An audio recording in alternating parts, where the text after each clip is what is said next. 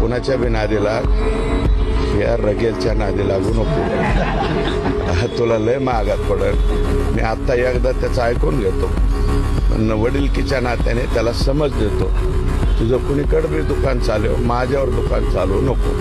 तुझं अवघड होईल. अरे रगेल वागायचं, रगेल लोळा पांगळ्यासारखं वागायचं नाही.